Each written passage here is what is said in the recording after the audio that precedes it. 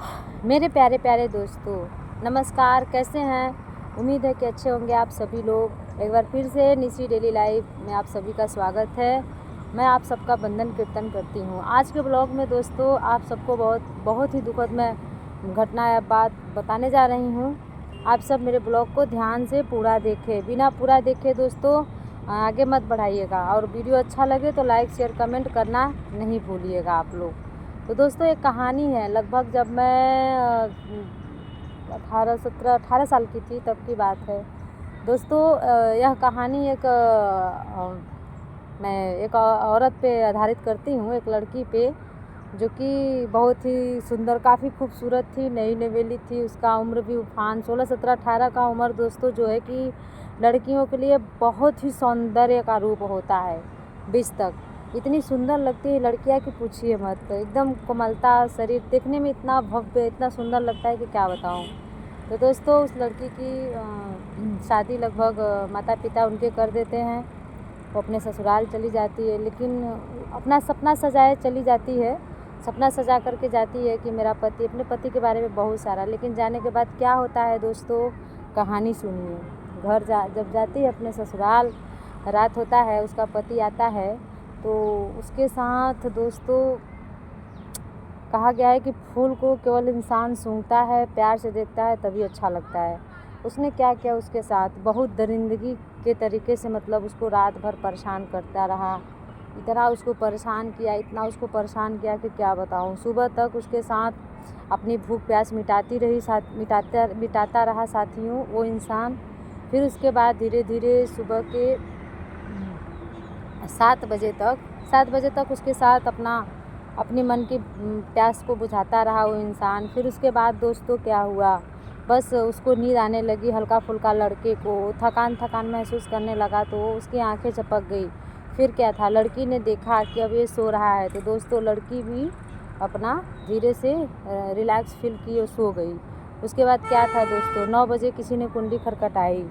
तो क्या था, ये तो नींद में मस्त था लड़का, ये उठा नहीं। लड़की धीरे धीरे पैर लड़खड़ाते हुए दरवाजे के पास तक गई और दोस्तों दरवाज़ा खोली। जब दरवाज़ा खोली साथियों, तो दरवाज़ा ने धीरे से बोली कौन, तो उनकी सास थी। बोली कि बेटा जल्दी जल्दी तैयार होकर चली आओ, मुँह दिखाई का रस्म पूरा करना है, तुम्हारे घर वाले आ रहे हैं पग फेरे के लिए। होता है हम लोगों के हिंदू रिवाजों में होता है कि बेटियों का पग फेरा होता है। जैसे विदा करते हैं तो घर वाले एक बार उनको लाने के लिए जाते हैं, जिसको चौथी बोला जाता है। तो उस तरीके से रस्म था दोस्तों। तो वो अपना जाती है, नहाती वहाती है, तैयार व्यार होकर के धीरे धीरे फिर अपने सास के पास बैठ कर के बातचीत करती है। इतने में काफ़ी समय हो जाता है। तो लड़की की माँ बोलती है कि बेटा जाओ, जगा दो बेटे को, बोल दो वो भी फ्रेश होकर तैयार होकर चला आए, मुँह दिखाई की रस्म पूरी करनी है, तैयार हो जाए। तो नहीं जाना चाहती है, वो डरी रहती है, सहमी रहती है, क्योंकि उसके साथ बहुत बुरा तरीके से उसने दरिंदगी जैसे होता है, कहाँ नहीं जाता है, सारी सीमाएं पार कर दिया था, इतना उसको परेशान किया था दोस्तों। तो साथियों मैं अपने ब्लॉग में आप सबको बता रही हूँ, दिल थाम करके सुनिएगा। आगे क्या हुआ दोस्तों, आगे ये हुआ कि लड़की गई और एक बार धीरे से बोली उठिए उठिए। लड़की फिर उसने क्या, नींद में था, उसका आँखों से जो आँख जब उसने खोला तो लड़की का चेहरा देखा। तो नहाई धोई थी, बड़ी फ्रेश सुंदर लग रही थी। फिर क्या था, उसने उसका हाथ पकड़ लिया और बेड पे खींच लिया, अपने ऊपर खींच लिया दोस्तों, अपने ऊपर खींच लिया। वो चली आई। फिर उसके बाद वो मना कर रही थी, नहीं नहीं जाने दीजिए, छोड़िए, जाने दीजिए, मेरा हालत नहीं सही है। लेकिन क्या था, उसको क्या था, वो सुना नहीं दोस्तों। अपनी फिर वहीं दरिंदगी स्टार्ट कर दिया उसने। उसके बाद अपनी भूख फिर से वो वहाँ पे उसके साथ एक बार फिर से मिटाई अपनी। उसके बाद वो चला गया स्नान करने के लिए। लड़की डरी सहमी थी, रो रही थी। फिर उसके बाद वो तैयार, उसकी सास आई, बोली कि तैयार हो जाइए, रेडी लिया करके गई, ब्यूटी पार्लर के लिए गई। वो तैयार व्यार होकर के आई, खूब सुंदर जोड़े में आई दोस्तों। काफ़ी बेहद सजने के बाद इतना सुंदर गुड़िया की तरह लग रही थी कि आप सबसे क्या ही बताऊँ। फिर क्या था दोस्तों, ये भी तैयार होकर के आया। जब देखा उस लड़की को देखा लड़का, तो फिर से मंत्रमुग्ध होने लगा।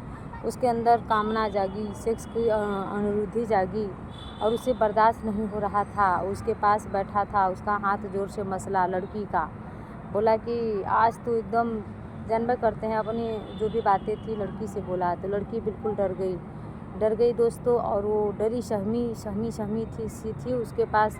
वो बोला गुस्सा करके कि बताओ तुम्हारे घर वाले पग फेरे के लिए आए हैं, हमारे यहाँ ऐसा कोई रीति रिवाज नहीं है, जाना ज़रूरी है, अपने घर वाले से कहो कि मेरा नहीं जाने का मन है।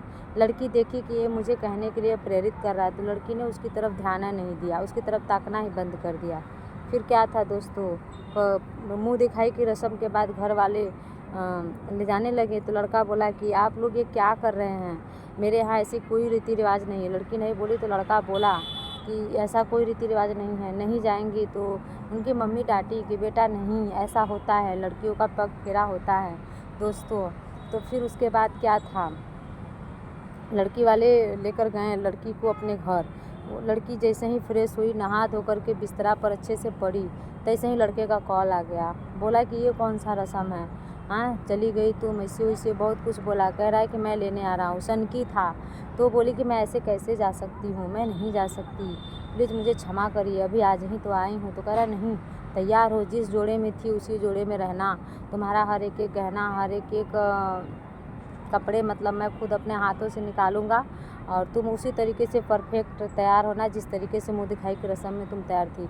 मेरे बिना मर्जी का तुमने गहना उतारा कैसे, अब जब शादी हो गई है तो तुम मेरी मर्ज़ी से चलोगी, जैसा मैं कहूँगा वैसा ही करोगी, क्योंकि मैं तुम्हारा पति हूँ। तो नहीं कर रही थी, कहती भी तो क्या, नया शादी था, रिश्ता था। तो फिर लड़की जब नहीं वो की तो लड़की को लगा भला बुरा सुनाने, बोला कि तुम्हारा आशिक है, यार है, या XYZ बहुत गंदी बातें बोलने लगा। लड़की क्या करती, नई शादी थी, लड़की फिर से तैयार हो गई, फिर से घर चली गई, फिर उसके साथ वहीं दरिंदगी वाला सलूक करने लगा। इतना उसको परेशान कर देता था कि पूछो मत दोस्तों। एक लिमिट होता है, एक सीमा होता है, क्या कहते हैं कि जो कुछ भी है, पति पत्नी के लिए तो बने ही रहते हैं हमेशा, लेकिन उसने सारी सीमाएं पार कर दी थी, दरिंदगी की कोई वो नहीं था उसके अंदर। तो दोस्तों उसके बाद क्या हुआ, लड़की 1 महीने बाद प्रेग्नेंट हुई, पता चला कि वो प्रेग्नेंट है। तो फिर उसके बाद उसने फिर हॉस्पिटल जाने के बाद, चेकअप कराने के बाद पता चला कि वो प्रेग्नेंट है दोस्तों। तो वो लड़की बार उसको मना करने लगी, लेकिन वो माना नहीं माना दोस्तों। हाँ, जहाज़ जा रही है, ये जा रही है नीचे से, ये मंगारी उतरेगी हमारे बनारस में बाबतपुर। हाँ तो दोस्तों कहानी को जारी रखिए। तो फिर लड़की मना करती रही। अगले रात हुई, फिर से आया कमरे में लड़का, लड़की लगी मना करने, बताई कि देखिए मैं माँ बनने वाली हूँ, मेरे साथ ऐसा कुछ भी मत करिए, मेरा शरीर कमज़ोर है, मुझे दिक्कत होगा। लेकिन कहाँ वो मानने वाला था, अपनी मनमानी किया दोस्तों। उसके बाद उसका हाथ हईट करके बिस्तरा पे पटक करके उसके साथ इतना ज़बरदस्त बदसलूकी किया कि आप सबसे क्या बताऊँ। उसका बच्चा पेट में ख़राब हो गया, उसको ऑपरेशन कराना पड़ा, मर गया पेट में दोस्तों। फिर क्या था, उसकी हालत बहुत गंभीर थी। लड़का अपनी माँ से लगा झूठ बोलने, माँ उसकी पूछने लगी, वो हॉस्पिटल में एडमिट हो गई लड़की। उसकी माँ पूछने लगी कि क्या हुआ, तो लड़का बोला कि माँ वो सीढ़ी से गिर गई जानबूझकर, माँ बनने वाली थी, वो बच्चा नहीं चाहती थी इसलिए उसने ऐसा किया। तो उसकी माँ ने एक तमाचा खींच के मारा अपने बेटे को, कहा कि मैं जानती थी कि वो कैसी है कैसी नहीं है, मेरे साथ रही है, इतनी नरम दिल की, इतनी भोली भाली, इतनी सीधी कि क्या ही बताएं। तो हाँ तो दोस्तों इसी ब्लॉग के साथ अब चलती हूँ, फिर मिलती हूँ नेक्स्ट ब्लॉग में। अगली कहानी मैं आपको नेक्स्ट वाले ब्लॉग में दूँगी, तब तक के लिए बाय बाय। थोड़ा काम आ गया है इसलिए कहानी को स्टॉप कर रही हूँ। नेक्स्ट ब्लॉग में आप सबको फिर से ही कहानी रखूँगी, तब तक के लिए सुनने के लिए तैयार रहिएगा। मिलती हूँ नेक्स्ट ब्लॉग में, तब तक के लिए बाय बाय, टाटा।